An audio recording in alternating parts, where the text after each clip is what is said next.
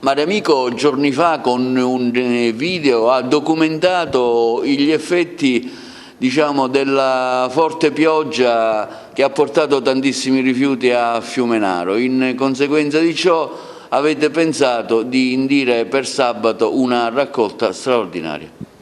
Sì, purtroppo questo è il risultato dell'abbandono dei sacchetti di spazzatura, dei rifiuti e delle discariche che si formano nei terreni limitrofi ai fiumi, e quando piove la piena dei fiumi riporta tutto in mare. Riporta tutto in mare e poi le mareggiate li restituiscono in parte, purtroppo in parte, alle spiagge. Abbiamo notato che la spiaggia di Fiumenaro Cannatello è ricolma assolutamente di rifiuti, prima che si trasformino in microplastiche è necessario andarla a raccogliere, e quindi abbiamo mobilitato tutto il mondo del volontariato ambientalista per fare questa operazione. Anzi, invito tutti i telespettatori a darci una mano d'aiuto sabato dalle 9 in poi.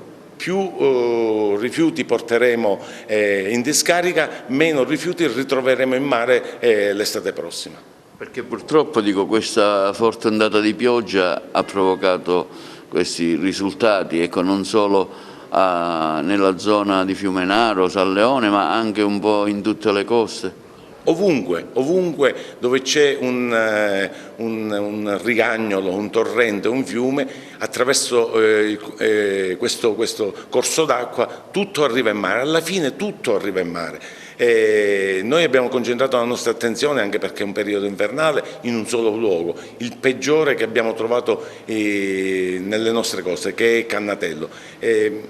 Faremo lì questa operazione, però io anche invito tutti coloro i quali ritrovano delle plastiche in spiaggia, soprattutto le plastiche, li portino verso terra, impedendo che questi ritornino in mare con le mareggiate.